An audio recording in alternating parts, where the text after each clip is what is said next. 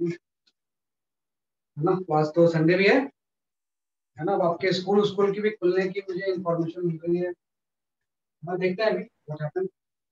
जब स्कूल खुलेगा तो फिर हम भी सोचेंगे कोचिंग भी खुल जाएगी। तो फिर स्कूल देखो अभी क्या होता है। I don't know, है ना। 15 अक्टूबर से कोई नोटिफिकेशन है तो लेकिन आई एम नॉट श्योर कि अभी कैसे रहेगा। ठीक है? तो हम उसके बारे में नहीं सोचेंगे। नॉर्मली हम जैसे पढ़ रहे हैं वैसे पढ़ते रहेंगे। तो डाउट क्लास की जरूरत है क्या आपको अभी? डाउट नो क्लास कोई सर। लगता है क्या नेक्स्ट वीक? Yes sir. अच्छा ऐसी डाउट करते रहे जैसे कर रहे हैं। एक डाउट क्लास लगवा लूँ मैं? No sir. Sir, for which chapter? Sir इस वीक में रिक्वायरमेंट नहीं है। लॉज ऑफ मोशन की लगवाते हैं, है ना। जो बैच 1 बैच 2 है उनके लिए। आपकी काइनेमेटिक्स की जो डाउट क्लास होगी वो तो वीकडेज में ही हो जाएगी, है ना। इनको वीकेंड्स में एक्चुअली टाइम नहीं मिलता है। तो डाउट क्लास जो है वो कवर हो जाएगा ना। आपका जो भी डाउट्स होंगे आप पूछ लो, है ना। देखता हूँ मैं, अगर पॉसिबल होगी तो नेक्स्ट वीक लगवा, उससे आपके डाउट्स जो होंगे वो कवर हो जाएंगे। फिर आप उसको वाइंड अप कर दोगे चैप्टर्स को, है ना। जैसे बैच 1 बैच 2 वाले laws of motion wind up करेंगे, तो काइनेमेटिक्स जब खत्म होगा तो आप वाइंड अप कर देना। फिर उसके बाद सब एक ही चीज पढ़ेंगे, है ना। फिर सबका जो सिलेबस होगा वो सेम चलेगा, तो थोड़ा सा आसानी हो गया, है ना। चलो, तो लास्ट क्लास में हमने जो पढ़ा था ना, we have studied about the calorimetry. हाँ, कैलोरीमेट्री पढ़ा था। तो कैलोरीमेट्री ऑलमोस्ट खत्म हो गया। कुछ क्वेश्चंस बचे हुए हैं मैं करवा दूंगा। कुछ सर क्वेश्चंस मोलर बचे हीट हुए हैं। कैपेसिटी नहीं है? हीट कैपेसिटी वही थर्मल कैपेसिटी को हीट कैपेसिटी। नहीं, मैं मोलर हीट कैपेसिटी की बात कर रहा था। नहीं, वो नहीं, वो हम पढ़ेंगे जाके जब हम काइनेटिक थ्योरी ऑफ गैसेस पढ़ेंगे। अभी उसको उतना ज्यादा इंट्रोड्यूस नहीं। हम जब काइनेटिक थ्योरी ऑफ गैसेस पढ़ेंगे ना, तब गैस के बारे में पढ़ेंगे। तो इसलिए जानबूझ के मैंने उसको अभी छोड़ा हुआ। हालांकि आसान सी चीज है लेकिन उसको अभी वो काइनेटिक। बेटा माइक म्यूट कर दो सब लोग, है ना। जिसका भी माइक ओपन है माइक म्यूट कर, तो मैं बताऊंगा। ठीक है। तो आज जो आपका थर्मल प्रॉपर्टीज मैंने बोला ही हुआ है कि जो टॉपिक है, ये जो ब्रांच ऑफ द फिजिक्स है, ये इसमें छोटे छोटे टॉपिक्स होते हैं। बहुत लंबा कोई टॉपिक नहीं होता। जैसे पहला आपने पढ़ा थर्मल प्रॉपर्टीज ऑफ मैटर। तो थर्मल प्रॉपर्टीज ऑफ मैटर का आपने ये वाला टॉपिक पढ़ लिया, दैट इज कैलोरीमेट्री। कैलोरी, है ना। अब जो हम पढ़ेंगे आज, जो हम थोड़ा सा थ्योरी पढ़ेंगे जिस चीज की, that is your thermal expansion, है ना। या जो चीज आपको पढ़ना है, we are going to start the thermal expansion, है ना। शुरू में मैंने बोला था कि इसमें तीन ही चीजें हैं। थर्मल प्रॉपर्टीज ऑफ मैटर में सिर्फ तीन चीजें होती हैं। एक तो आपका कैलोरीमेट्री, थर्मल एक्सपेंशन, एंड तीसरा होता है हीट ट्रांसफर, राइट। तो आज जो हम पढ़ेंगे we will study the thermal expansion. तो थर्मल एक्सपेंशन एकदम आसान सी चीज है कि आपको ये ऑब्जर्वेबल भी है कि जब भी किसी चीज को हम हीट करते हैं तो एक्सपैंड होता है। किसी फिनोमेना को हम क्या बोलते हैं, इसलिए आपका थर्मल एक्सपेंशन। तो सिंपल सा हम यहाँ पे लिखते हैं कि when a matter is heated, when matter is heated without change in phase, without change in phase, when matter is heated without change in phase, मतलब change in phase नहीं होना चाहिए, है ना। अगर सॉलिड है तो सॉलिड को हीट करना है, अगर लिक्विड है तो लिक्विड को हीट करना है, और गैस है तो गैस को हीट करना है। when matter is heated without change in phase, usually it expands,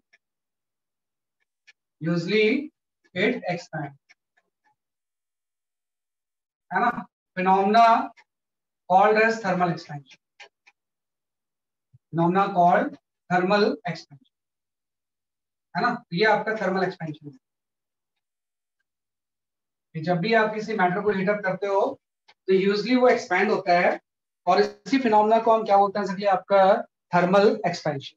usually it expand, और इस पूरे के पूरे फिनोमेना को we call it as a thermal expansion. इसी चीज को हम थर्मल एक्सपेंशन बोलते हैं, है ना। तो आप थोड़ा ध्यान रखना कि जो थर्मल एक्सपेंशन होगा ये सिंपल ऑब्जर्वेबल फिनोमेना भी है, बहुत सारे इसके प्रैक्टिकल एप्लीकेशंस भी हैं।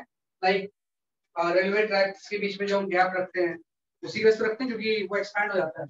रेलवे ट्रैक्स के बीच में रिजिडली ज्वाइन नहीं होता बल्कि हल्का सा क्या होता है, गैप होता है। तो गैप इसलिए होता है क्योंकि वो एक्सपैंड हो जाता है। तो बहुत सारे इंजीनियरिंग फिजिक्स में जो प्रैक्टिकल जब किसी मशीन वगैरह को हम डिजाइन करते हैं तो इस थर्मल एक्सपेंशन वाले पार्ट को इनकॉर्पोरेट करते हैं, हमेशा एक थोड़ा सा गैप या टॉलरेंस होगा ताकि थर्मल एक्सपेंशन को हम अकोमोडेट करें। तो ये अब किसकी डेफिनेशन है कि matter is heated without change in phase usually is expand. इसी फिनोमेना को हम क्या होता है जैसे आपका थर्मल एक्सपेंशन। और ये थर्मल एक्सपेंशन तीन तरह का होता है।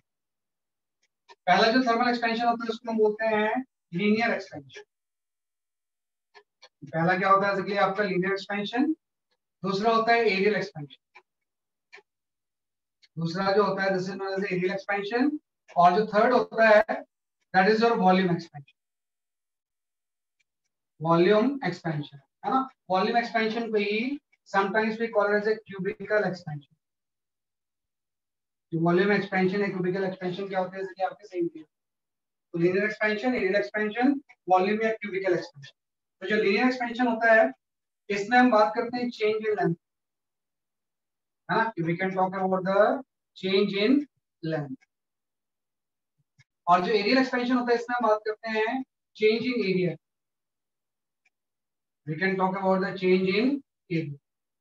और जो आपका वॉल्यूम एक्सपेंशन होता है इसमें हम बात करते हैं change in volume. Change in volume है ना। तो तीन तरह की हम बात कर रहे हैं, change in length, change in area और लास्ट में क्या आ जाएगा आपका चेंज इन वॉल्यूम। तो उसके बेसिस पे ये तीन तरह के एक्सपेंशन है। तो हमें देखते हैं कि जैसे कोई भी चीज है जैसे बोलो कि इस तरह से कोई रॉड है ना, कोई थिन रॉड है। इस थिन रॉड की अगर ओरिजिनल लेंथ L0 है, ओरिजिनल लेंथ कितनी है बेसिकली आपकी L0 है ना।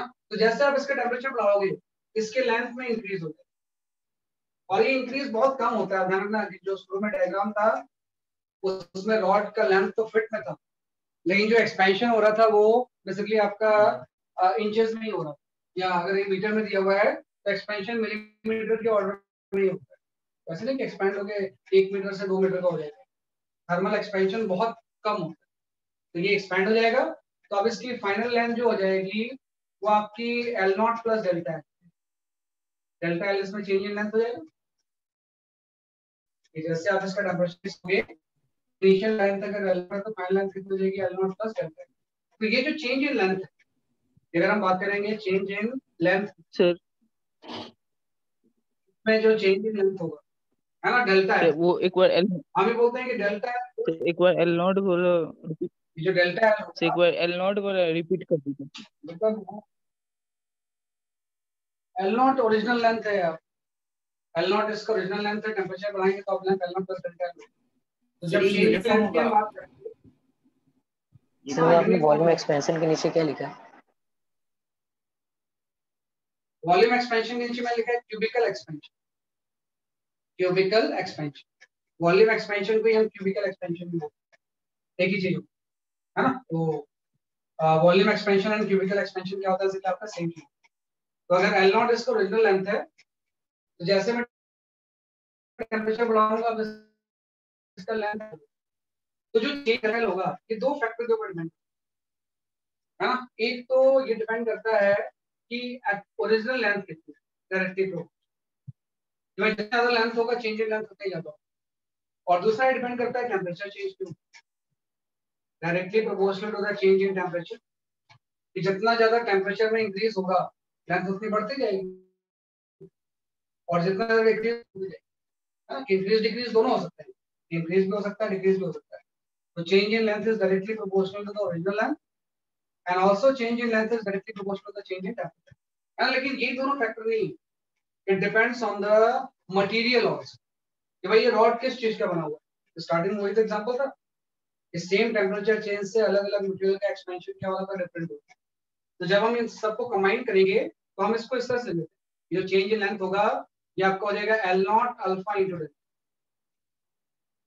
इस केस में जो चेंज इन लेंथ होगा इसकी वैल्यू कितनी हो जाएगी L0 अल्फा इंटू डेल्टा।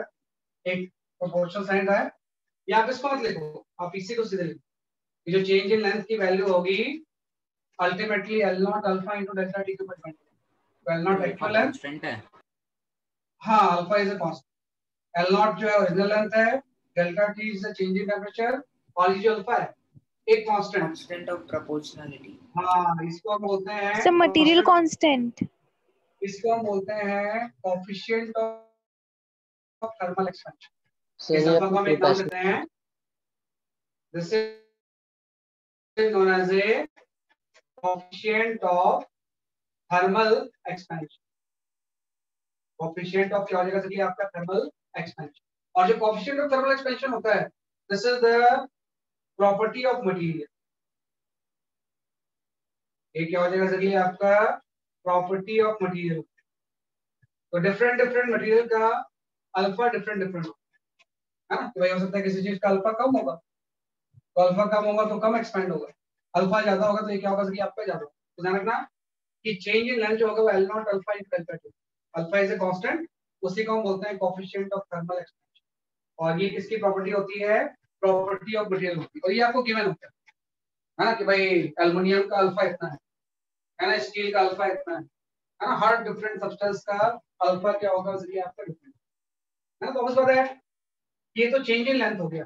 अगर मैं इसमें ये बोलूं कि ओरिजिनल लेंथ एल नॉट थी, तो जो फाइनल लेंथ होगी वो कितनी होगी, आप कितने लोगे। इस केस में जो फाइनल लेंथ होगी उसकी जो वैल्यू होगी एल इक्वल टू हो जाएगा एल नॉट प्लस डेल्टा, है ना कि एल नॉट ओरिजिनल लेंथ थी, डेल्टा एल उसमें ऐड हो गया तो ये फाइनल लेंथ हो गई। अब उसके बाद डेल्टा एल की वैल्यू आप यहाँ से यहाँ पुट कर दो, तो जो फाइनल लेंथ होगा इसकी वैल्यू हो जाएगी L naught into 1 plus alpha, है ना। तो ये जो हम बात कर रहे हैं ये पहले वाले एक्सपेंशन की बात कर रहे हैं। हम किसकी बात कर रहे हैं, मतलब आपका coefficient of linear expansion of thermal expansion के बजाय एक स्पेसिफिक नाम देते हैं, इसको हम बोलते हैं कोएफिशिएंट ऑफ लीनियर एक्सपेंशन, है ना भाई। क्योंकि जो भी हम यहाँ पे बात कर रहे हैं यहाँ पे हम लीनियर एक्सपेंशन की बात कर रहे हैं, linear expansion. We are talking about the change in length, है ना। जब भी हम इसका टेम्परेचर बढ़ाएंगे तो इसके लेंथ में चेंज होगा। तो यहाँ पे जो कोएफिशिएंट आएगा उसको हम बोलते हैं coefficient of linear expansion, and this is the property of material. ये डिफरेंट मटेरियल का लीनियर एक्सपेंशन क्या होगा, उसके आपका डिफरेंट है। तो ये तो हमने पढ़ा कि भाई लेंथ में चेंज हम इससे निकाल सकते हैं। चेंज इन लेंथ ये होगा, फाइनल लेंथ की value L naught into 1 plus alpha into delta. अब यहाँ पे एक चीज आ जाती है कि अगर हम एरियल एक्सपेंशन की बात करें या वॉल्यूम एक्सपेंशन की बात करें, तो मैं ऐसा लेता हूँ कि जैसे ये तो मैंने लीनियर एक्सपेंशन बोला है, अब मैं यहाँ पे डिस्कस करता हूँ एरियल एक्सपेंशन। हाँ कि भाई यहाँ पे हम डिस्कस करते हैं जैसे कि आपके एरियल एक्सपेंशन। तो आप इस तरह से ले लो कि जैसे मैंने यहाँ पे कोई ट्यूबॉइड ले लिया, इस तरह से आपका कोई ट्यूबॉइड है ना, और इस ट्यूबॉइड का सॉलिड कोई ट्यूबॉइड है, और इस ट्यूबॉइड किसी मटेरियल का बना हो सकता है, स्टील एल्युमिनियम कोई भी चीज है ना। और सपोज आपका ये जो मटेरियल है ये स्टील का बना हुआ, तो आपको ना स्टील का अल्फा आपको दिया होगा कि अगर ये स्टील का बना हुआ तो इसका अल्फा आपको दिया हुआ है कि इसका कोएफिशिएंट ऑफ लीनियर एक्सपेंशन इतना है। अब इस पे इसके कुछ डायमेंशन दिए हुए हैं कि ये इसकी लेंथ जो है वो a है, ये इसकी विड्थ जो है कितनी है कि आपकी b है, और ये वाली हाइट जो है वो c। अब हम क्या करते हैं, इस पूरे सिस्टम का टेम्परेचर इंक्रीज करते हैं। We increase the temperature, now we increase temperature. इस पूरे चीज का टेम्परेचर हम क्या करते हैं जैसे कि आपका इंक्रीज करते हैं। ये पूरी चीजों का टेम्परेचर आप यूनिफॉर्मली इंक्रीज करते हैं। तो जैसे आप यूनिफॉर्मली इंक्रीज करोगे आपको पता है ए भी बढ़ेगा, बी भी बढ़ेगा, सी भी बढ़ेगा, है ना। सारी चीजें बढ़ेंगे ना, तो भाई ए बी सी सब कुछ बढ़ेगा। तो अगर ए बी सी सब कुछ बढ़ेगा तो किसी भी फेस का एरिया भी बढ़ेगा, है ना, और इसका वॉल्यूम भी बढ़ेगा। तो अगर मैं यहाँ पे ये लिखना चाहूँ कि what is the delta A, तो डेल्टा ए लिखना तो एकदम आसान है। तो डेल्टा ए की वैल्यू हो जाएगी वो आपकी हो जाएगी ए अल्फा इंटू डेल्टा। अगर मैं लिखना चाहूँ डेल्टा बी, तो डेल्टा बी भी आसान है, B alpha into delta T. और मैं लिखना चाहूँ डेल्टा सी, तो डेल्टा सी की वैल्यू हो जाएगी C alpha into delta T. हाँ कि भाई सबका मटेरियल सेम है तो अल्फा तो सेम ही रहेगा, चेंजिंग टेम्परेचर भी हर केस में सेम, बस एक्चुअल लेंथ तो अलग अलग है। ये ए था तो ए ले लिया, बी था तो बी ले लिया, सी था तो सी ले लिया। अब ये चीज आपको पता है कि सबके लेंथ में चेंज हो चुका है। अब अगर मैं निकालना चाहूँ कि what is the change in area, अगर हम यहाँ पे ये निकालना चाहें कि what is the change in area, है ना, उसी को हम बोलते हैं एरियल एक्सपेंशन, है ना, कि कोई किसी भी एक साइड के एरिया में मैं चेंज निकालना चाहूँ, इसी को हम बोलते हैं एरियल एक्सपेंशन, है ना। यहाँ से मैं चेंज इन एरिया निकाल सकता हूँ कि अगर आपको ये सारी चीजें पता है तो we can calculate the change in area. भाई जो चेंज इन एरिया होगा वो क्या होगा,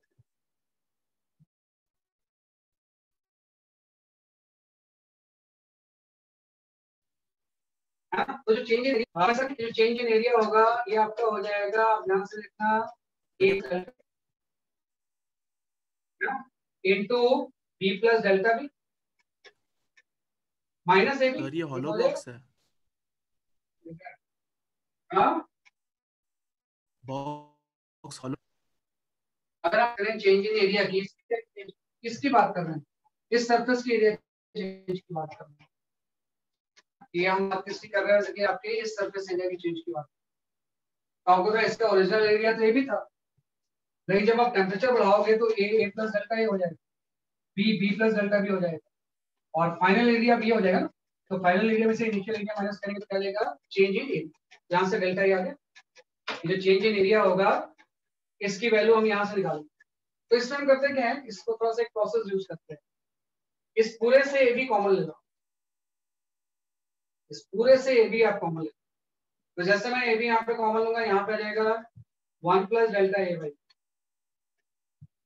और यहाँ पे आ जाएगा देखिए आपका 1 प्लस डेल्टा बी बाई, हाँ, इस पूरे से आपने ए बी के लिए वैसे आपको कॉमन ले लिया, और यहाँ पे -1 आ जाएगा, यहाँ पे इसको माइनस ए, और यहाँ पे आपका -1 आ जाएगा।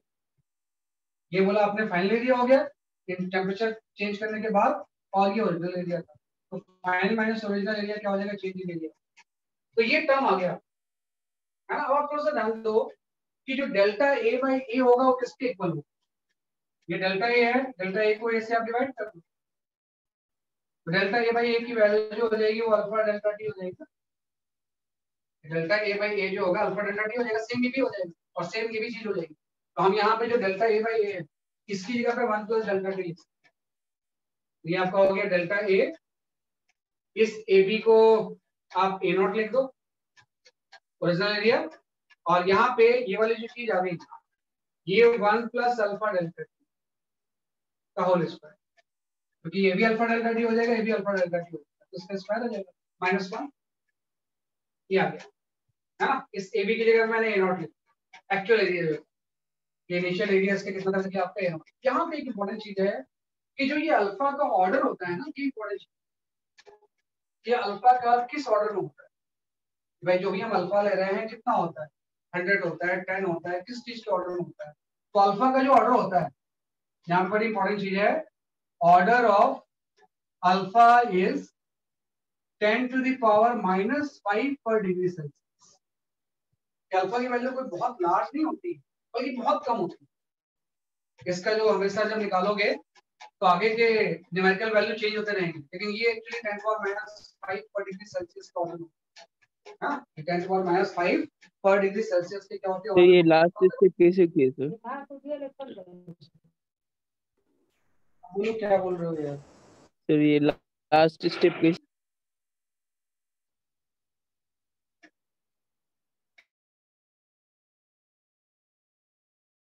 थर्मल उसी में दिया हुआ बेटा, थर्मल प्रॉपर्टीज ऑफ मैटर। मैं जो नाम लिखता हूँ ना वो एनसीईआरटी के चैप्टर का ही नाम लिखता हूँ, मैंने लिखा है थर्मल प्रॉपर्टीज ऑफ मैटर, तो एनसीईआरटी के थर्मल प्रॉपर्टीज ऑफ मैटर, है ना। तो ये अपने कर लिया, डेल्टा ए की वैल्यू क्या हो जाएगी, ए नॉट, इसकी जगह पे अल्फा डेल्टा टी, इसकी जगह पे अल्फा डेल्टा टी का स्क्वायर आ गया -1। सर हमें कैसे पता ये ऑर्डर ऑफ अल्फा?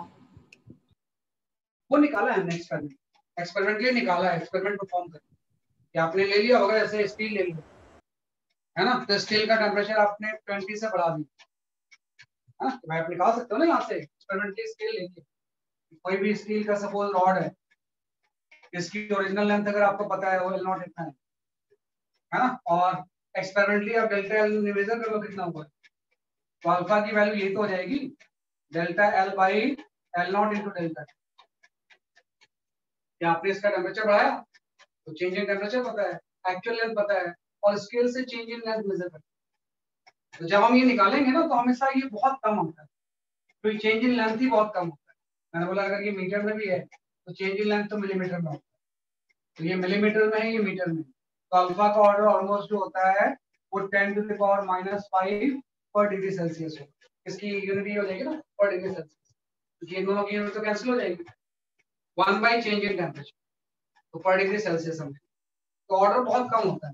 तो अगर ये ऑर्डर बहुत कम होगा तो आपने एक बाइनोमियल एक्सपेंशन पढ़ा है ना, ये हमें जानते हैं, एक आपने पढ़ा था ऑर्डर अगर बहुत कम है तो we study the binomial expansion. तो बाइनोमियल एक्सपेंशन के अकॉर्डिंग कहीं पे भी अगर आपको ऐसा दिया हुआ है 1 by X to the power n, तो इसको ऑलमोस्ट हम लिख सकते हैं 1 प्लस nx के, प्रोवाइडेड है ना x should be very very less than 1, है ना, कि x की वैल्यू अगर 1 से बहुत कम है तो 1 plus X to the power n को हम 1 प्लस nx लिख सकते हैं। मैंने ये बोला कि अल्फा तो 10 पावर -5 में है, और चेंज इन टेम्परेचर जो भी होगा वो भी 20 डिग्री 30 डिग्री तो होगा, तो 1 के रिस्पेक्ट में चीजें बहुत छोटी, तो हम इस चीज को मैनुअली एक्सपेंड करें, तो यहां से change in area final form. तो अब देखो चेंज इन एरिया जो होगा यहां से इसकी वैल्यू जो आएगी ए नॉट तो बाहर आ गया, ये पूरी चीज जो हो जाएगी 1 प्लस 2 अल्फा डेल्टा टी, है ना, तो इससे मल्टीप्लाई हो गया और यहाँ पे आपने -1 कर, तो आपको पता है ये +1 और -1 क्या हो जाएंगे कैंसिल, तो यहाँ से चेंज इन एरिया की वैल्यू, चेंज इन एरिया की जो वैल्यू आ जाएगी वो आपकी आ जाएगी ए नॉट इंटू 2 अल्फा, या तो ये आपका चेंज इन एरिया का फॉर्मूला। अगर change in length 1, change in length जब भी हम ले रहे हैं तो ये ए अल्फा डेल्टा टी है, तो यहाँ से आपका change in area, change in area की वैल्यू कितनी होगी A nought into alpha into alpha, इसी 2 अल्फा को हम लिख देते हैं बीटा, इसी 2 अल्फा को आप क्या लिख दोगे बेसिकली आपका बीटा, है ना, तो beta equal to twice alpha आ गया, है ना, और बीटा को हम नाम दे देते हैं कोएफिशिएंट ऑफ एरियल एक्सपेंशन। ये जो बीटा होगा this is simply known as a coefficient of areal expansion. Beta आपका हो जाएगा coefficient of areal expansion, coefficient of areal expansion, है ना, किसी बीटा, इसको नाम देते हैं बीटा और इसको हम बोलते हैं कोएफिशिएंट ऑफ एरियल एक्सपेंशन। तो जब भी आपको चेंज इन एरिया निकालना होगा तो सीधा आप ये लिख दोगे, ये जो डेल्टा ए की वैल्यू हो जाएगी actual area into beta into delta, है ना। सर लेकिन अल्फा का वैल्यू तो चेंज होता है ना, हाँ अल्फा का वैल्यू तो सर अल्फा का वैल्यू तो मटेरियल के हिसाब से चेंज होगा ना।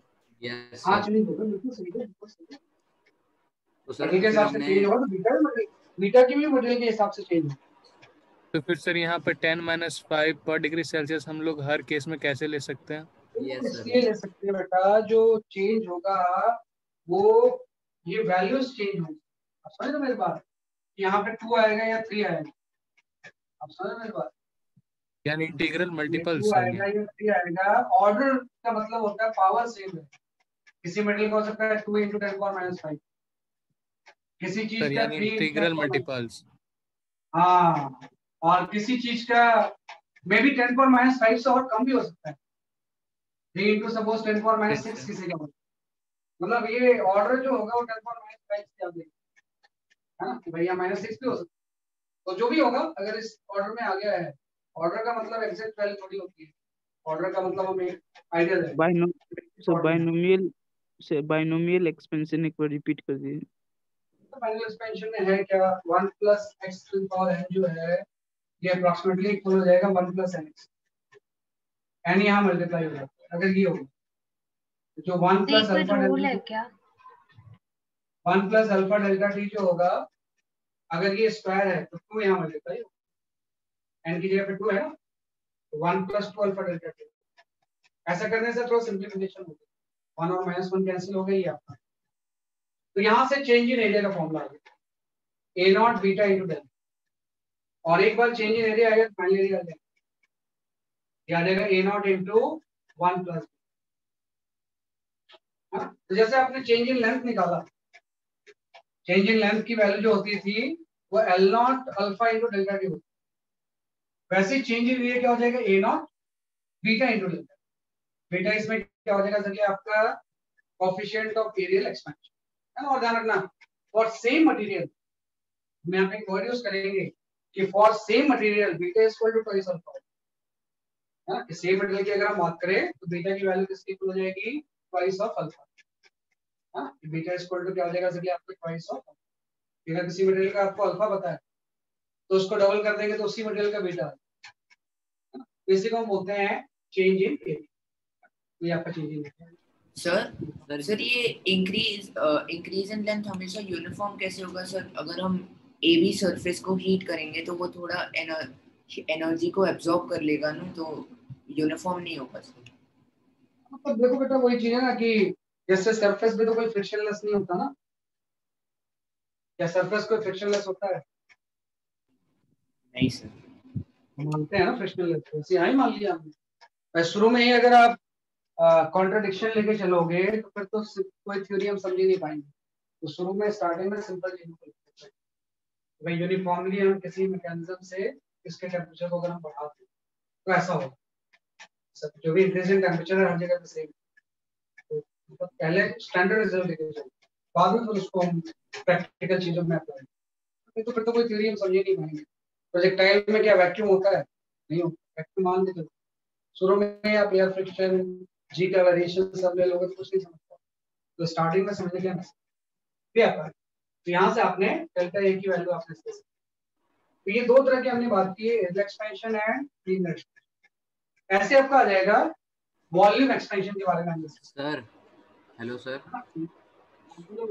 सर ये 10.5 आपने 10 टू द पावर -5 ये एज्यूम किया है ना आपने कि मतलब बहुत कम होगी तो आपने और कम भी हो सकती है और चेंज हो सकती है। तो ऑर्डर मैंने बताया है, उस ऑर्डर को बताने का पर्पस ये था कि आप बैंड एक्सपेंशन लगा पाओ। ये आपने क्यों ऐसा कर दिया, इस 2 को यहाँ मल्टीप्लाई क्यों किया, उसके लिए मैंने समझाया कि अगर ऑर्डर वो होगा तो 1 के रिस्पेक्ट में ये टर्म बहुत छोटा होगा। तो अगर 1 के रिस्पेक्ट में ये टर्म बहुत छोटा होगा तो बैंड एक्सपेंड कर सकते हैं, अदरवाइज तो फिर और भी ऑर्डर। तो ये तो आपने बात किया है चेंज इन एरिया। ऐसे हम बात करते हैं वॉल्यूम एक्सपेंशन, है ना, इसी की जैसा है। चेंज अलग चीज कर दीजिए, यहाँ मत कीजिए, है ना। अब वेट करो, अब तो मैंने कर दिया। यहाँ पे हम बात करते हैं जैसे कि आपके वॉल्यूम एक्सपेंशन, वॉल्यूम एक्सपेंशन है। तो वॉल्यूम एक्सपेंशन में we talk about the change in volume. हम यहाँ पे किसकी बात करते हैं, जैसे कि डेरिवेशन सारी चेंज इन वॉल्यूम। तो चेंज इन वॉल्यूम का मतलब ये है कि अगर ये क्यूब का ये बढ़ रहा है, बी बढ़ रहा है और सी भी बढ़ रहा है तो वॉल्यूम भी बढ़ेगा। तो आपको निकालना है चेंज इन वॉल्यूम कितना हो जाएगा, डेल्टा वी। तो डेल्टा वी हम निकाल सकते हैं। ये जो डेल्टा वी हो जाएगा ये हो जाएगा final volume minus initial volume. पहले इसका वॉल्यूम वी नॉट था, अब इसका फाइनल वॉल्यूम एक्सपेंड होने के बाद वी हो। तो वी हम लिख लेते हैं, वी की वैल्यू हो जाएगी वैसी सेम चीज भाई ये A plus delta A into B plus delta B into C plus delta C, और ओरिजिनल वॉल्यूम एबीसी हो जाएगा। इनिशियल वॉल्यूम अगर वी नॉट था एबीसी, तो जब लेंथ इंक्रीज हो जाएगी तो वॉल्यूम फाइनली हो जाएगा। इसमें वही चीज है, जैसे उसमें आपने ए बी कॉमन लिया था, इसमें एबीसी कॉमन ले लो। तो जैसे मैं एबीसी कॉमन लूंगा, यहाँ पे आ जाएगा 1 plus delta A by A, है ना, और यहाँ पे आपका आ जाएगा 1 plus delta B by B, और यहाँ पे आ जाएगा 1 प्लस डेल्टा सी बाई, है ना, और यहाँ माइनस 1। ये सारी वैल्यूज आपको पता है कि delta A by A 1 plus alpha T तो होगा, ये भी 1 प्लस अल्फा टी होगा, ये भी 1 प्लस अल्फा टी। तो अल्टीमेटली यहाँ से आ गया एबीसी की जगह पे मैं ए नॉट लिख दूंगा, और ये आपका हो जाएगा 1 प्लस अल्फा इंटू डेल्टा की पावर क्यूब आ जाएगा, है ना, क्योंकि ये तो 1 प्लस अल्फा टी होगा, ये भी 1 प्लस अल्फा टी होगा। वी नॉट होना चाहिए ना, ए नॉट के बजाय। यहाँ पे sorry V naught, actual volume जो होगा वो कितना होगा, हाँ माइनस आपका 1 आ गया। अगेन वही है कि 1 के रिस्पेक्ट में ये टर्म बहुत छोटा हो तो हम बाइंड एक्सपेंड कर सकते हैं। तो फाइनल आपका आ गया V not into 1 plus price of alpha into minus 1 and minus 1 cancel हो, हाँ, और आपका चेंज इन वॉल्यूम का फॉर्मूला आ गया। ये आपका हो गया V not into 3 alpha into delta. हाँ तो मतलब जब एरियल ले रहे थे तो अल्फा की जगह पे 2 अल्फा आ गया, और जब हम वॉल्यूम ले रहे हैं तो अल्फा की जगह पे क्या आ गया, 3 अल्फा। तो इसी चीज को हम बोलते हैं गामा, है ना। ये जो चीज होती है इसको हम क्या बोलते हैं, गामा। और गामा होता है coefficient of volume expansion, coefficient of volume expansion. ये क्या होता है, कोएफिशिएंट ऑफ वॉल्यूम एक्सपेंशन। हाँ 3 अल्फा आपका गामा हो जाएगा। गामा को हम क्या बोलते हैं, जैसे कि आपका कोएफिशिएंट ऑफ वॉल्यूम। मतलब जब भी आपको चेंज इन वॉल्यूम निकालना होगा डेल्टा V, तो आप ये लिख दोगे V not gamma into delta. इसके अकॉर्डिंग जो फाइनल वॉल्यूम होगा हो जाएगा V not into 1 plus half. 3 तरह के एक्सपेंशन आ गए, change in length, change in area, change in volume. तो जस्ट सिंपल सा अगर सब चीजों को मैं समराइज करूं तो जस्ट मैंने यही पढ़ा है ना, कि मैंने ये बोला है आपसे कि जो चेंज इन लेंथ होता है वो होता है L not into alpha into delta. जो चेंज इन एरिया होगा वो A not beta into delta T, और जो चेंज इन वॉल्यूम होगा ये आपको हो जाएगा V नॉट गामा इंटू, है ना। और अगर सेम मटेरियल की हम बात कर रहे हैं और सेम मटेरियल, ये आपने प्रूफ कर लिया, है ना, कि अगर मैं सेम मटेरियल की बात करूं, if I talk about the same material, तो सेम मटेरियल के लिए beta is equal to twice of alpha, and जो गामा होगा ये आपका थ्राइस ऑफ अल्फा, है ना। ये प्रूफ किया हमने कि भाई बीटा की वैल्यू ट्वाइस ऑफ अल्फा की इक्वल होती है और गामा किसके इक्वल होता है, आपके थ्राइस। और सेम मटेरियल अलग अलग तरीके कि अगर स्टील है तो स्टील का अल्फा पता है, तो डबल से मल्टीप्लाई करने के तो स्टील का बीटा है, उसको 3 से मल्टीप्लाई करने के तो स्टील का क्या मिलेगा, गामा, है ना। फिर आपको पता है वॉल्यूम एक्सपेंशन जो होगा ना, ये सॉलिड लिक्विड गैस तीनों में हो सकता है। जब भी हम वॉल्यूम एक्सपेंशन की बात करेंगे तो volume expansion can take place in all phase. जब भी हम वॉल्यूम एक्सपेंशन की बात करेंगे, वॉल्यूम एक्सपेंशन, है ना, can take place in all phases, in all phases, है ना। Liquid, solid and gas, liquid, solid and gas, ठीक है ना। कि आप ध्यान रखोगे ज्यादा एक्सपेंड तो गैस होती है ना, उसके बाद लिक्विड आता है और सबसे कम एक्सपेंड सॉलिड फेज। तो हम यहाँ पे इन जनरल बोल सकते हैं कि gamma in gaseous phase is greater than gamma of liquid phase and it is greater than gamma of solid phase। भाई तीनों फेज में वॉल्यूम एक्सपेंशन हो सकता है, लेकिन गैस ज्यादा एक्सपेंड होती है सेम टेम्परेचर चेंज के लिए, है ना। लिक्विड कम एक्सपेंड होगी और सबसे कम क्या चीज एक्सपेंड होगा, सॉलिड एक्सपेंड। तो गैस का गामा ज्यादा होता है, उसके बाद लिक्विड का आ जाएगा, उसके बाद क्या आ जाएगा, जल्दी आपका सॉलिड का, है ना। उसके बाद किसका आ जाएगा, जल्दी आपका सॉलिड। इसलिए तो क्या होता है ये सर सेम एलिमेंट के लिए होना चाहिए ना, सेम एलिमेंट के लिए ऐसा नहीं, अलग अलग जो होंगे तो भी ऐसा बोल सकते हैं भाई, फेस में तो अलग अलग हो ही जाए, है ना, कि फेस में तो अलग अलग हो ही जाए। सर आपने लिखा gamma G is greater than gamma L is greater than gamma S. हाँ तो सर ये जो ये टर्म है ये एक पर्टिकुलर एलिमेंट के लिए अलाउ होगी नहीं ना? नहीं, एक एलिमेंट के लिए नहीं है, एलिमेंट के लिए ये रिलेशन है एक एलिमेंट के, इसमें कोई ऐसा नहीं, इसमें अलग अलग एलिमेंट हो सकते हैं। जैसे अगर मैं ऐसा ले लूं तो कोई स्टील का इस तरह से बर्तन है, तो या वेसल है ना, स्टील का कोई वेसल है और इसमें मैं कोई वाटर फिल कर और इसका पूरे का टेम्परेचर बढ़ाऊं, तो वेसल भी एक्सपेंड होगा, वाटर भी एक्सपेंड होगा, लेकिन क्या चीज ज्यादा एक्सपेंड होगी, भाई क्या चीज ज्यादा एक्सपेंड होगी? वाटर ज्यादा एक्सपेंड होगी, वाटर वाटर वाटर। इसलिए एक्सपेंड सर होगी भी उसका गामा ज्यादा है थीटा के लिए क्यों नहीं होता? ना? या हम ऐसा बोल सकते हैं कि गामा वाटर इसलिए ज्यादा एक्सपेंड होगा क्योंकि gamma of water is greater than gamma of steel, है ना? ये जो स्टील का गामा है उससे वाटर का गामा ज्यादा होता है, इसलिए तो लिक्विड हीट अप करने में वो ओवरफ्लो होता है, क्योंकि स्टील कम एक्सपेंड हुआ, वाटर ज्यादा एक्सपेंड हो गया, है ना? मतलब फिर वो कंटेनर से बाहर निकल गया अगर फुली फिल्ड है।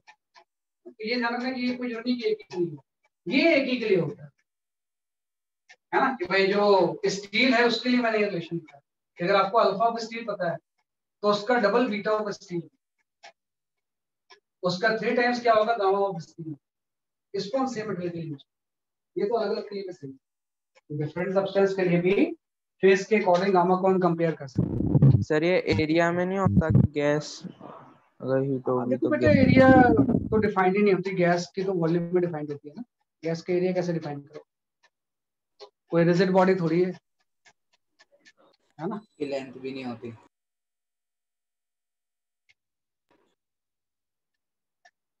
हाँ सही है, सही है, सही है, सही बोल रहे हो आरुषि आप, सही बोल रहे हो। सर तो है ना? फिर अगर गैस की लेंथ नहीं है तो हम एरिया नहीं कैलकुलेट कर सकते हैं सर एक्सपेंशन? हाँ क्या बोल रहे हो? सर सर मतलब गैस हम का उससे वॉल्यूम एक्सपेंशन होता है ना? हाँ गैस का सिर्फ वॉल्यूम एक्सपेंशन होगा, उसमें एरिया एक्सपेंशन की तो बातें नहीं। गैस का सिर्फ क्या होगा? वॉल्यूम एक्सपेंशन ही होगा। फ्लूइड का वॉल्यूम एक्सपेंशन खाली होगा। जो हम लीनियर एक्सपेंशन की बात करते हैं सिर्फ सॉलिड की चीजों की बात करते यस सर। हैं ना। गैस या फ्लूइड का मतलब गैस और लिक्विड कंबाइंड होते हैं, उसमें सिर्फ हम किसकी बात करेंगे? Volume expansion. सर लिक्विड और गैस का कोई एरिया नहीं होता ना, इसलिए हम सिर्फ वॉल्यूम होता है तो मतलब उसका वॉल्यूम का मतलब होता है जिस कंटेनर में उसका वॉल्यूम उसके तो ये जस्ट 3 तरह के हमने 3 टाइप्स के एक्सपेंशन लिखे हैं, है ना? ये आपका तो ये जस्ट हमने इसको एक्सप्लेन किया है कि 3 तरह के expansion, change in length, change in area, change in mode, है ना? और ये रिलेशन होता है beta equal to twice of alpha, gamma equal to twice of alpha, और सेम मटेरियल, स्टील है तो स्टील के लिए, एल्युमिनियम है तो एल्युमिनियम के लिए, तो इस तरह से। और वो मैंने ड्राइव कर लिया, जब ड्राइव कर रहे थे तो यहाँ पे 3 अल्फा, तो इसी को हम गामा बोलते हैं, तो गामा 3 अल्फा। अब एक चीज आ जाती है बड़ी important, that is your change in density, है ना? हम यहाँ पे एक इंपॉर्टेंट एक फॉर्मूला पढ़ते हैं, variation of density with temperature. Density variation कैसा होता है? एक इंपॉर्टेंट चीज आता है, variation of density with temperature, with temperature, है ना? कि भाई डेंसिटी के वेरिएशन टेम्परेचर के साथ कैसा निकाल सकते हैं इसमें, है ना? कि भाई आपको पता है कि डेंसिटी जो होती है ये मास बाय वॉल्यूम में तो होगी, मास बाय वॉल्यूम। तो अगर वॉल्यूम चेंज होगा तो मास तो कांस्टेंट रहता है टेम्परेचर चेंज से, तो डेंसिटी भी क्या होगी जैसे कि आपकी चेंज है ना? कि क्या हो जाएगा जैसे कि आपका मास बाय वॉल्यूम। तो हम ऐसे देखते हैं कि सपोज इनिशियल डेंसिटी किसी चीज की रो नॉट है, अगर मैं आपसे बोलता हूं कि इनिशियल डेंसिटी रो नॉट, किसी भी चीज की इनिशियल डेंसिटी कितनी है, जैसे कि आपकी रो नॉट, लिक्विड की अगर हम बात करें, है ना? तो जब आप इसका टेम्परेचर बढ़ाओगे डेल्टा टी से तो फाइनल डेंसिटी रो हो जाएगी। इनिशियल डेंसिटी अगर रो नॉट है, अगर हम टेम्परेचर इंक्रीज कर दें तो फाइनल डेंसिटी कितनी हो जाएगी? रो नॉट हो जाएगी, रो हो जाएगी। तो रो और रो नॉट का रिलेशन आप निकाल सकते हैं। आपको क्या है? मास इज इक्वल टू होता है डेंसिटी टू वॉल्यूम। लिखा कि स्टार्टिंग में पहले डेंसिटी रो नॉट थी, वॉल्यूम वी नॉट। स्टार्टिंग में मैंने कोई रेफरेंस टेम्परेचर ले लिया 0 डिग्री सेल्सियस पे या 10 डिग्री सेल्सियस पे, डेंसिटी रो नॉट है, वॉल्यूम कितना है जैसे कि आपका वी नॉट। अब मैंने टेम्परेचर बढ़ाया, तो टेम्परेचर बढ़ाने पे डेंसिटी भी चेंज हो जाएगी और वॉल्यूम भी चेंज हो जाएगी, लेकिन प्रोडक्ट तो कांस्टेंट रहेगा। इन दोनों का प्रोडक्ट जो मास है वो तो कांस्टेंट ही रहेगा। जैसे 100 ग्राम वाटर है तो उसका टेम्परेचर हम चेंज करेंगे तो 100 ग्राम ही रहेगा ना, मास सेम रहेगा।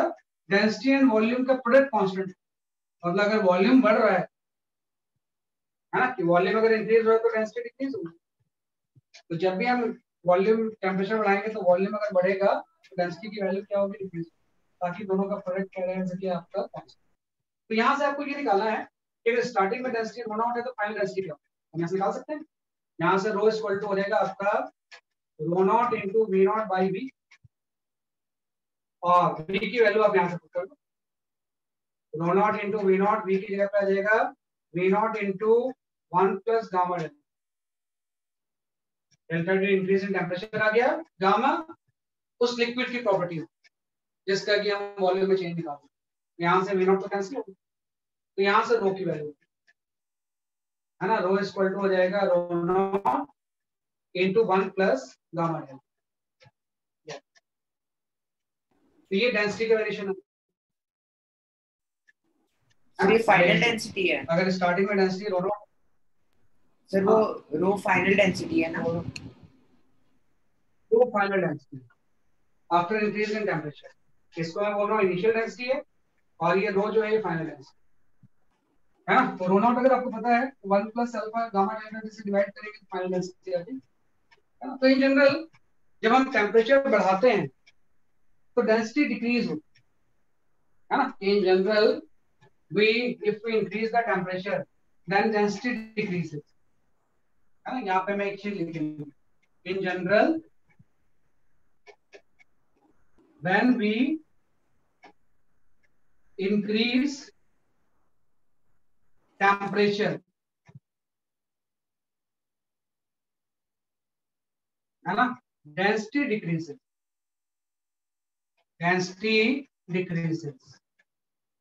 है ना, एक्सेप्ट वाटर। इसमें एक थोड़ा सा एक्सेप्शन है। इन जनरल क्या होता है कि जब भी आप टेम्परेचर बढ़ाओगे बाकी किसी लिक्विड की तो उसकी डेंसिटी हमेशा डिक्रीज होगी, except water between 0 degree Celsius to 4 degree Celsius. अगर वाटर का टेम्परेचर आप 0 से 4 डिग्री सेल्सियस बढ़ाओगे तो इसका डेंसिटी जो होता है इंक्रीज होता है। Except water between 0 to 4 degree Celsius, इस डेंसिटी है ना आपका इंक्रीजेस,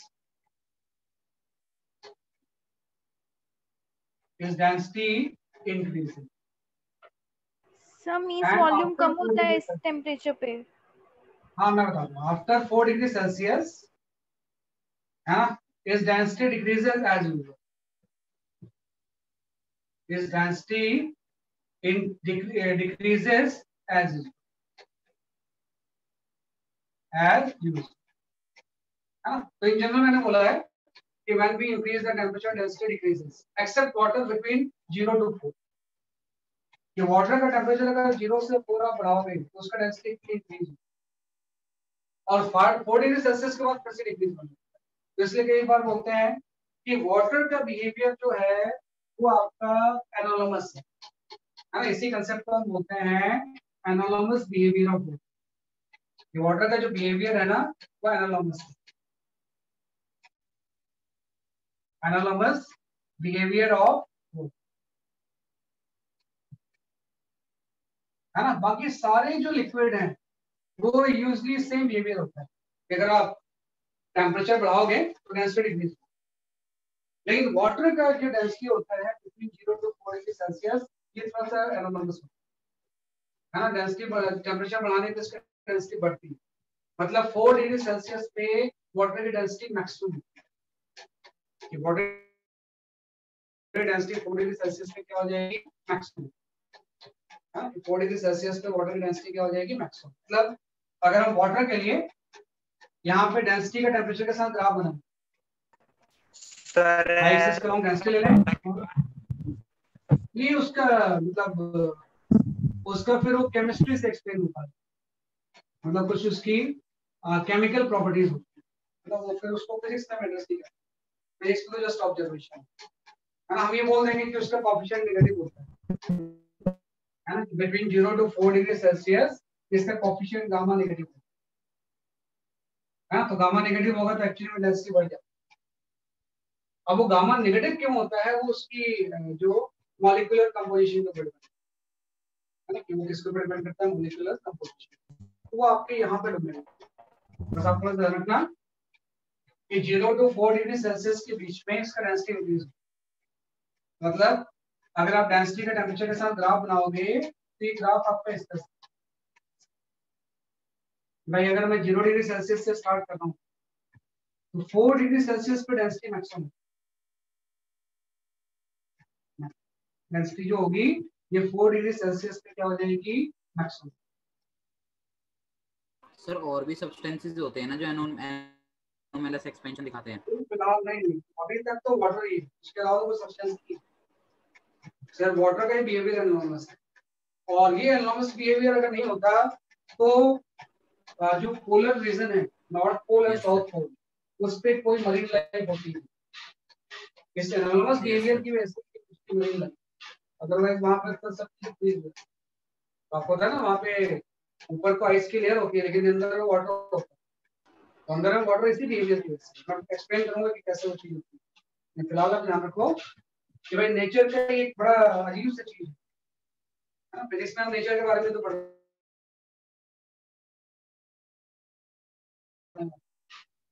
भाई टेम्परेचर बढ़ाओगे तो डेंसिटी इंक्रीज होगी। वाटर का ये छोड़ दो, ये रेंज भाई 0 से 4 डिग्री सेल्सियस में डेंसिटी बढ़ती है, 4 डिग्री सेल्सियस पे डेंसिटी मैक्सिमम हो जाएगी, उसके बाद वो एज इट विल, जैसे बाकी सब। सर तो वॉल्यूम कम होगी सर इसमें, हाँ कॉन्ट्रैक्ट होता है वो, मतलब 0 से 4 डिग्री सेल्सियस के बीच में एक्चुअली वो कॉन्ट्रैक्ट एक्सपैंडिंग है ना, 0 से 4 डिग्री सेल्सियस के बीच में उसका वॉल्यूम कम है, वो कॉन्ट्रैक्ट होता है। 4 डिग्री सेल्सियस के बाद फिर से वैसे एक्सपैंड होता है। बड़ा एक रेंज है जिसमें कि इसका बिहेवियर थोड़ा सा फिर बस आपको ये मसले से सॉल्व अगर टेम्परेचर तो क्या होगा? हाँ सर इसमें तो टेम्परेचर बढ़ रहा है, घट रहा है तो हाँ, घटेगा तो कम हो जाएगा, घटेगा तो उसका उल्टा हो जाएगा। भाई डेंसिटी यहाँ पे मैक्सिमम होगी, मान लो आपका टेम्परेचर 90 था, तो 90 से जब 4 डिग्री सेल्सियस की तरफ जाएंगे डेंसिटी बढ़ जाएगी, और जब 4 से 0 की तरफ जाएंगे तो फिर से डेंसिटी कम होगी। टेम्परेचर इंक्रीज डिक्रीज दोनों की वैल्यू, भाई 0 से 4 तो ऐसा हो रहा है कि 0 से 4 में 4 पे डेंसिटी बढ़ गई, 0 से 4 के बीच में, जब 4 से 0 जाएंगे तो डेंसिटी कम होगी, 4 से 0 जाएंगे तो डेंसिटी की वैल्यू क्या होगी, डिक्रीज होगी, तो 4 डिग्री सेल्सियस पे मैक्सिमम डेंसिटी होगी। सर आपने यहाँ पे स्टेटमेंट लिखी है it's density increases after 4 degree Celsius. Sir यहाँ पे ये नहीं होना चाहिए था it's density increases till 4 degree Celsius and then decreases as usual. अच्छा चाहिए सर, वाटर बिटवीन 0 पर डेंसिटी इंक्रीजेस, यहाँ पे सर यहाँ पे कॉमन लगाना, यस सर, ये मेरे ख्याल से ज्यादा आ गया। हाँ सही, water between 0 to 4 degree Celsius is density increases, after 4 degree Celsius is density decreases as, ये कॉमन लगाना, वो ग्राफ से एविडेंट है कि ग्राफ का जो बिहेवियर है उसी के अकॉर्डिंग करना इस तरह से। एक सेकंड दिखा दीजिए एक बार और बोर्ड। अभी दिखा दीजिए। नहीं मास चेंज नहीं होता बेटा, मास में कोई चेंज नहीं है। बॉयल्स की तो हम बातें नहीं कर सकते ना बेटा, जो थर्मल एक्सपेंशन है शुरू में डेफिनेशन में मैंने क्या बोला कर भाई फेस चेंज नहीं होना चाहिए, सेम फेस की हम बात करते हैं। थर्मल एक्सपेंशन पूरा जो चैप्टर है ना किसी एक फेस के लिए, फेस चेंज हो गया फिर तो डिफरेंट थ्योरी हो जाए।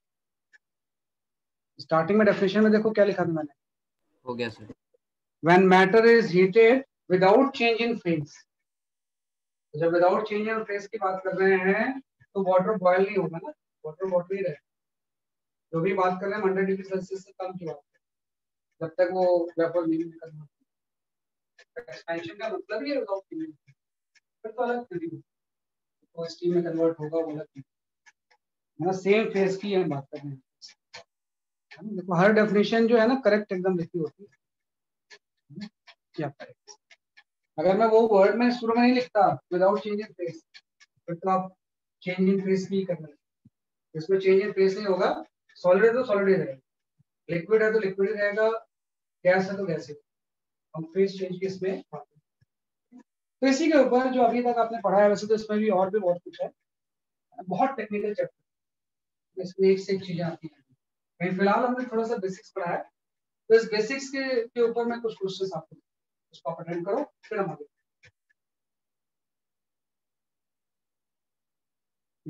So I will give few questions.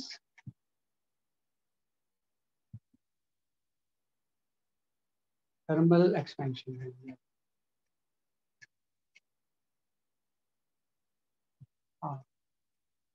You can go for this question.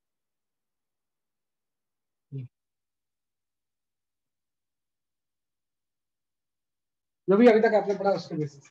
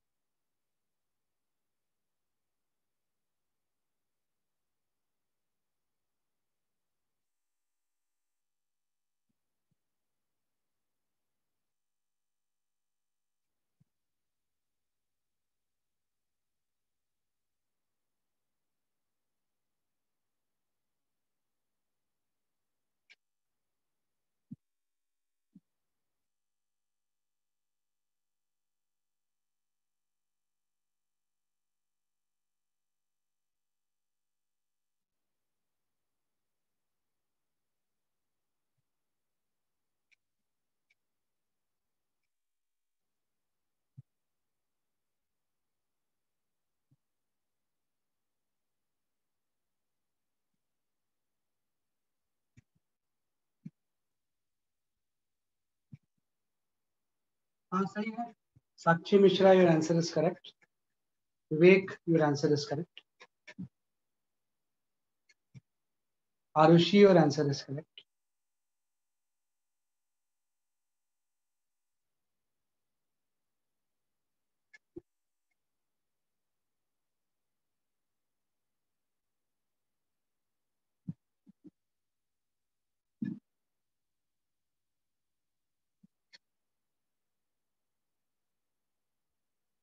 Vani, your answer is correct.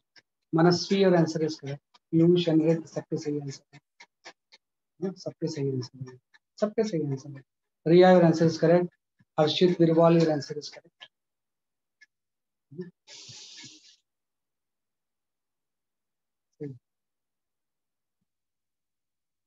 ठीक है, रिया ठीक है आपका आंसर।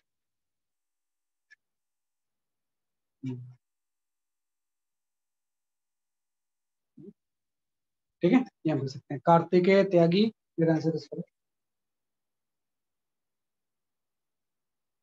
है ना, तो सही बता रहे हो आप। इसमें आपका जो ऑप्शन बी है वो सही है ना, B for Bombay is the correct answer. तो इसमें सिंपल से ये बोला है भाई, दो अलग अलग लेंथ की रॉड, इसकी लेंथ ओरिजिनल जो है वो L1 है ना, और इसका कोएफिशिएंट अल्फा 1। एक दूसरा था, इसकी लेंथ सपोज L2 है, इसका कोएफिशिएंट अल्फा है ना। तो इसने बोला है कि अगर इसका जो डिफरेंस है लेंथ का, अगर वो टेम्परेचर से इंडिपेंडेंट हो जाए तो इस सब में क्या रिलेशन है, निकाल लेते हैं भाई। हम टेम्परेचर इंक्रीज कर देते हैं पूरे सिस्टम, टेम्परेचर इंक्रीज है, जैसा हम टेम्परेचर इंक्रीज करेंगे इसका लेंथ जो होगा वो L1 डैश हो जाएगा, है ना। इसका लेंथ टेम्परेचर इंक्रीज करने पे L1 की जगह पे L1 डैश हो गया, इसका इंक्रीज होने पे कितना हो गया, L2 डैश हो गया। तो जो दोनों की लेंथ का डिफरेंस होगा वो L2 dash minus L1 dash, ये तो आपको निकालना है भाई। आपने इसको L2 डैश कर दिया, इसको L1 डैश कर दिया, दोनों का डिफरेंस निकालो। तो L2 की वैल्यू आपको पता है, ये आपकी हो जाएगी L2 into 1 plus alpha 1 into L। Minus L1 क्या आ जाएगा, L1 into 1 plus alpha 2 into,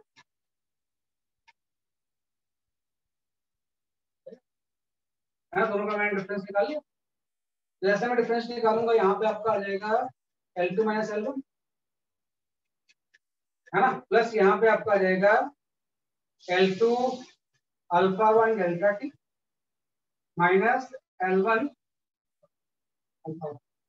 alpha 1 delta, अलग अलग कर दिया। अब इसे ये तो बोला है कि जब ये स्टार्टिंग में इन दोनों का जो डिफरेंस था L2 माइनस L1, टेम्परेचर बढ़ाने के बाद भी उतना ही रहना, भाई L2 डैश अलग हो सकता है L2 से, L1 डैश L1 डैश से अलग हो सकता है, लेकिन डिफरेंस सेम होता है। मतलब ये चीज और ये चीज सेम है, पहले जो दोनों का डिफरेंस था अभी वही है, ये वाला टर्म कैंसिल हो गया, है ना, और ये वाला टर्म कैंसिल हो गया, तो यहाँ से आ गया। ये ऐसा तभी होगा सर वहाँ पे अल्फा 2 होना चाहिए ना,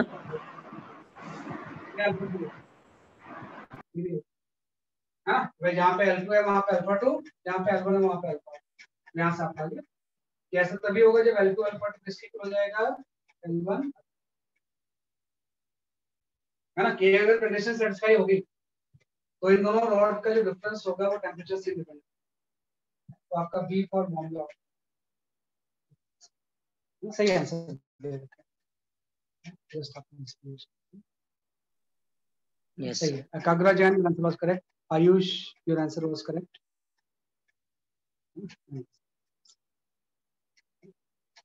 इसमें बहुत अच्छे अच्छे क्वेश्चंस भी आते हैं, जैसे इसमें मैंने किया है, वह टेम्परेचर चेंज से डिफरेंस क्या हो जाएगा, इंडिपेंडेंट।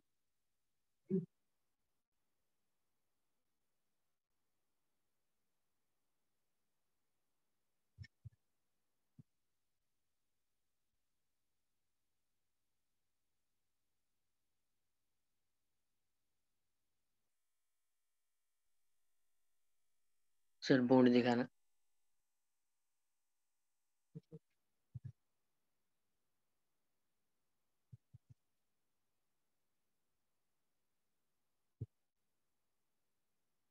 सर जो टेम्परेचर के डिपेंडेंट टर्म्स हैं वो हट जाएंगी बस। हाँ हट जाएंगे वो, वही तो जीरो हो गया ना, टेम्परेचर डिपेंडेंट टर्म्स है वो जीरो हो गए, है ना, ठीक है, वे टेम्परेचर डिपेंडेंट टर्म्स आपके जीरो कर दिया, ये वाला टर्म जीरो हो जाएगा तो ये दोनों इक्वल, ये जीरो हो गया टेम्परेचर डिपेंडेंट, सही बोल रहा हूँ, टेम्परेचर डिपेंडेंट टर्म क्या हो जाएंगी, जीरो हो जाएंगी।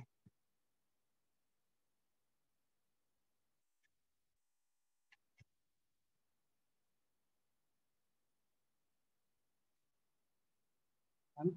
इसमें ये भी क्वेश्चन है काफी इंपॉर्टेंट,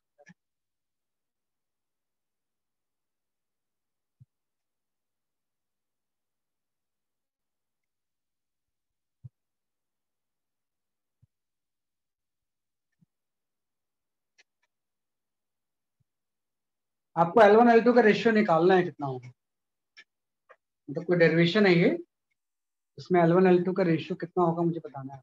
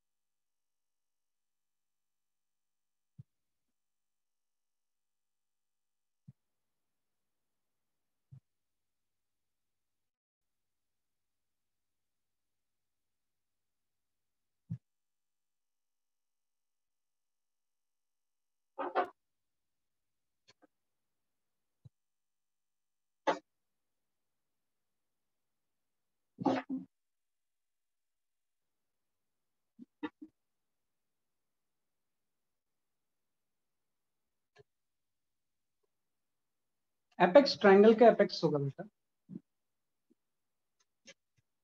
ट्रायंगल का एपेक्स होगा।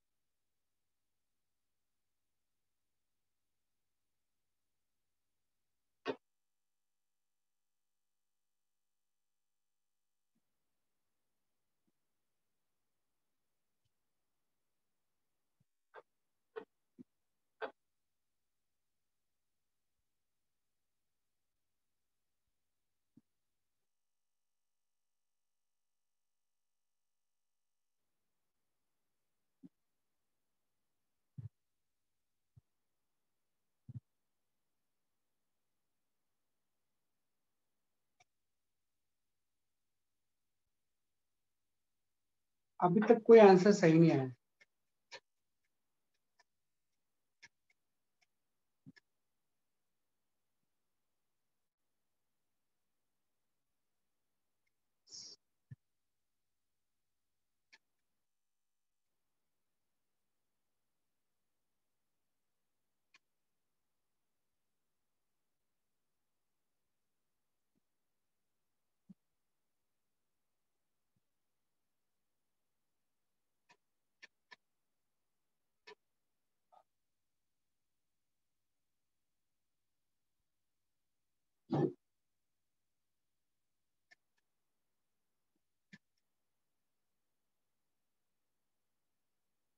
Anirudh, your answer is correct. Anirudh, your answer is correct. एक ही आंसर भी सही है।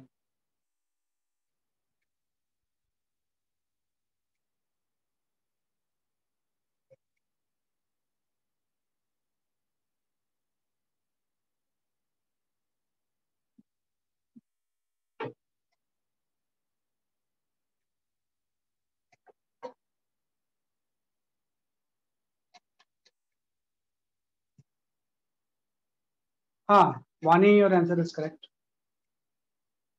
Riya, your answer is correct. Riya, your answer is correct. सही।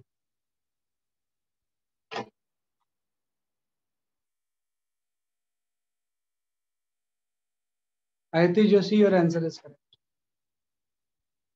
सही। हाँ, थोड़ा आपको टाइम ज्यादा मिल जाए ना, इसलिए मैं टाइम में कम देता हूँ क्वेश्चन सॉल्व करने। थोड़ा टाइम मिल जाए तो आप कर ही लेते हो। इसमें ज्यादा चीजें होती है, इतना टाइम होता नहीं।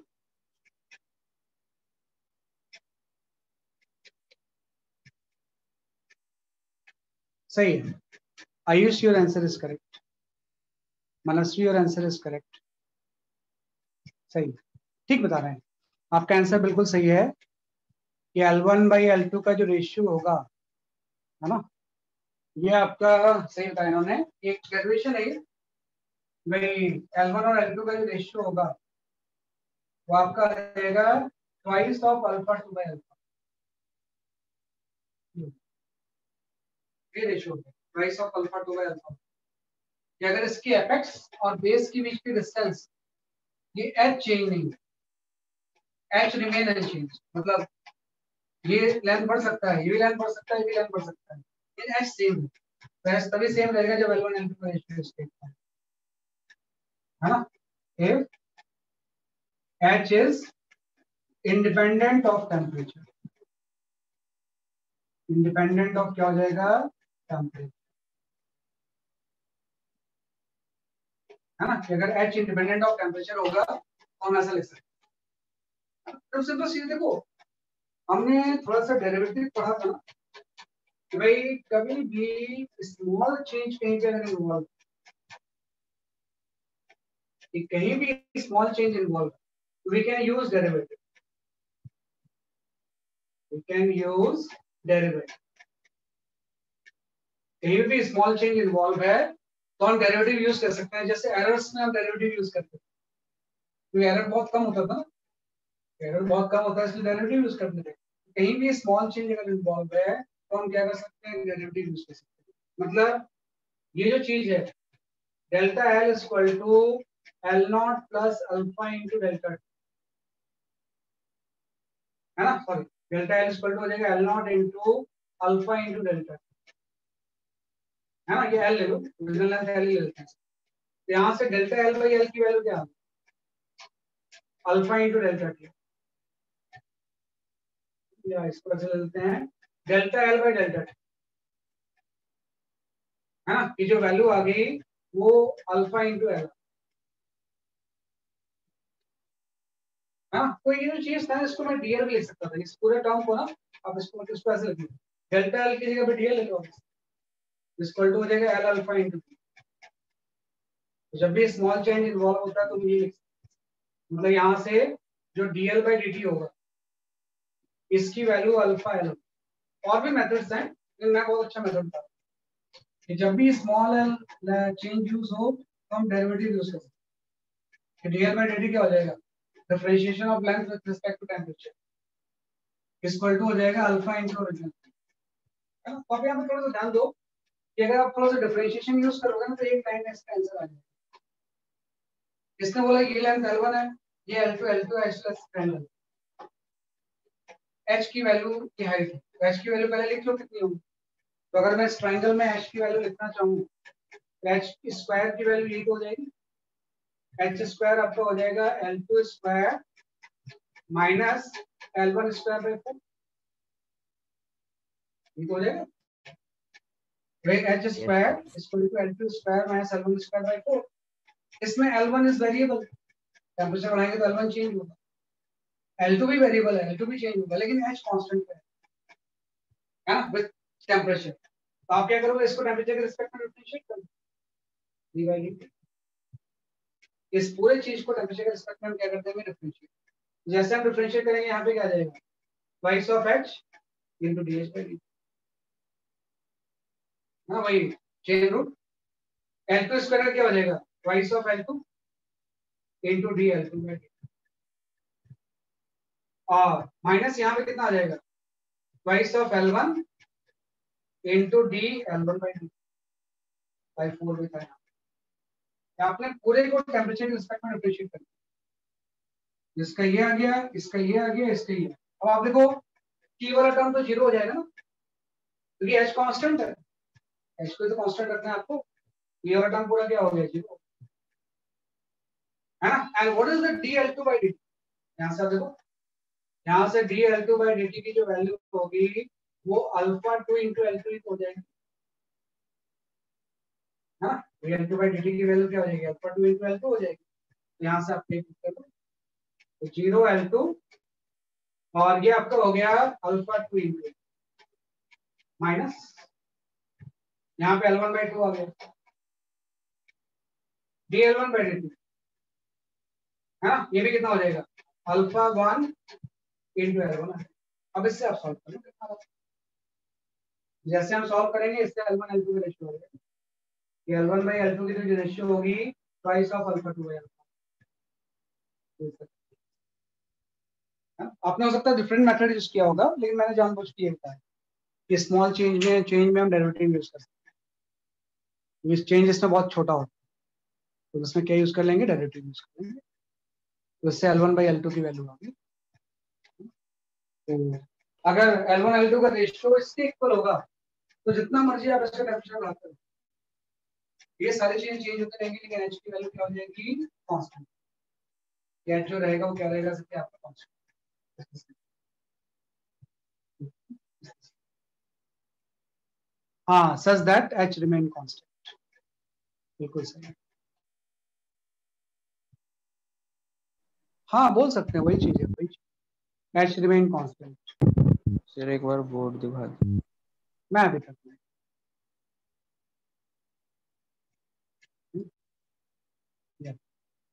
तो अभी जब भी स्मॉल चेंज कोई होगा ना, तो हम इसमें डेरिवेटिव यूज करेंगे कहीं भी, डिफरेंशिएशन का मतलब दूसरे मेथड से भी निकाल सकते थे।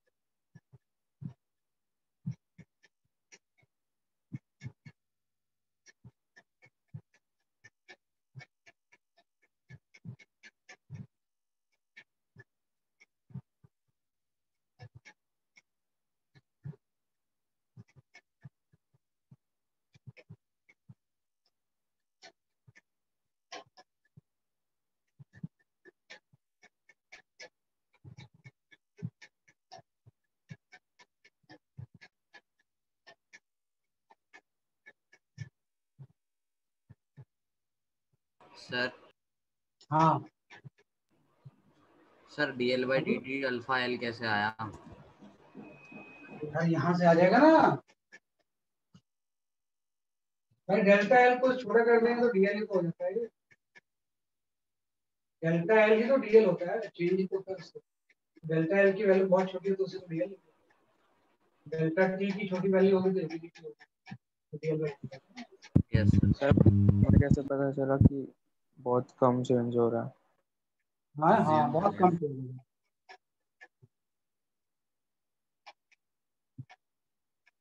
जो भी चीज है वो अल्फा का ऑर्डर तो 10⁻⁵ होता है ना, बहुत छोटा चेंज होगा। ये हम लिखते हैं। चलो तो एक लास्ट क्वेश्चन लिख लो आप।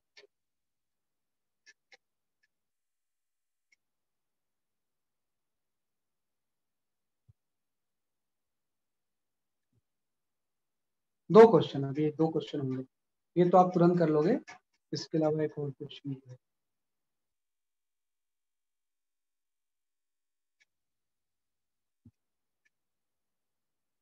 हाँ ये क्वेश्चन,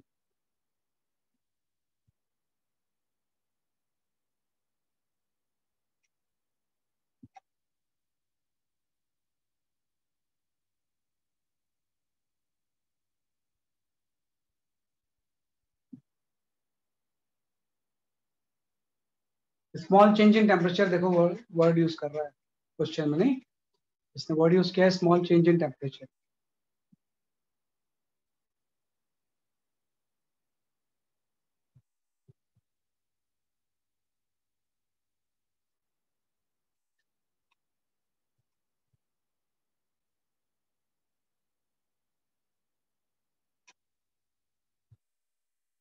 हाँ भव्य, your answer is correct.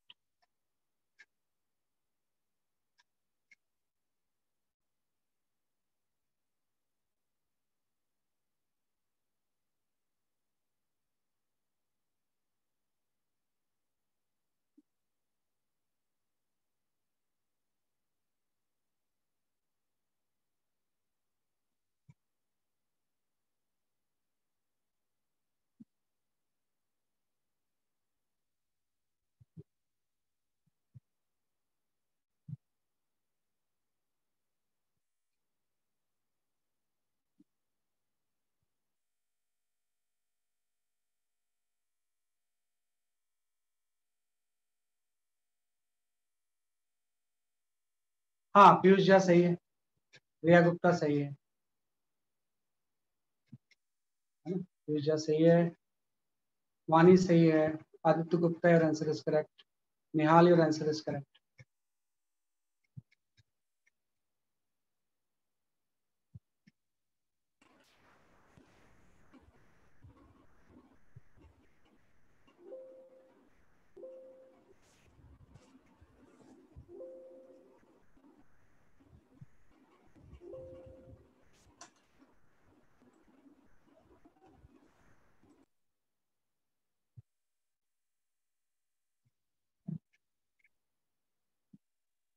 Suhana,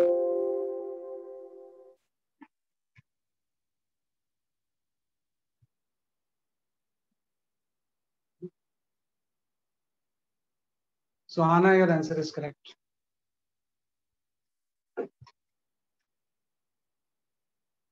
Suhana, your answer is correct.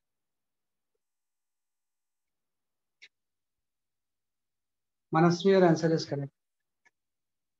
I've been thinking. हाँ भाई कौन है ये? सही है, मनस्वी, योर आंसर इज करेक्ट है ना। इसी का तो बेस पे क्वेश्चन है यार ये, इसमें सोचना क्या है आपको।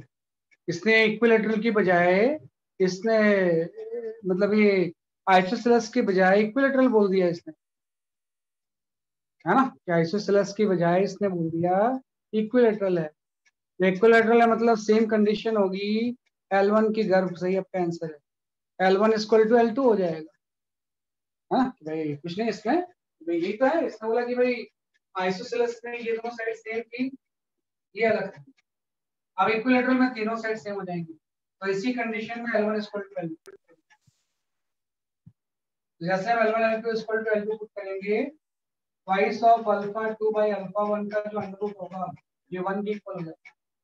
मींस अल्फा 1 की वैल्यू 4 अल्फा 2 है ना। अल्फा 2 की वैल्यू किसकी इक्वल, अल्फा 1 की वैल्यू किसकी इक्वल हो जाएगी, 4 अल्फा। आपका डी ऑप्शन हो सकता है, डी फॉर दिल्ली ऑप्शन हो सकता है।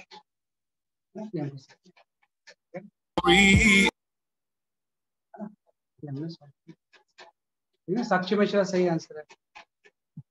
That is all for today, है ना। एक क्वेश्चन जो मैं आपको बोल रहा था तो मैं आपको होमवर्क दे दूंगा, है ना। तो इसको थोड़ा सा रिवाइज करना। नेक्स्ट क्लास में थर्मल एक्सपेंशन, नेक्स्ट क्लास में हम क्या पढ़ेंगे, जैसे कि आपका थर्मल एक्सपेंशन ये कंप्लीट नहीं है, मैंने इसका काफी कुछ पोर्शन नहीं पढ़ा। That is all for today, bye bye. Sir पुराने होमवर्क क्वेश्चंस के आंसर हाँ सबके भेज दो ना, सबके आंसर भेज दो, सारे होमवर्क क्वेश्चन के आंसर में भेज दो। बिल्कुल सही। Thank you sir. Bye bye. Thank you sir. Thank you sir. Sir module से इन चैप्टर एक्सरसाइज करनी चाहिए अभी, इन चैप्टर अभी मत एक्सरसाइज। करो, भाई मत करो, जब पूरा थर्मल प्रॉपर्टीज कंप्लीट हो जाए तब करना। Okay sir. नेक्स्ट वीक के बाद करना।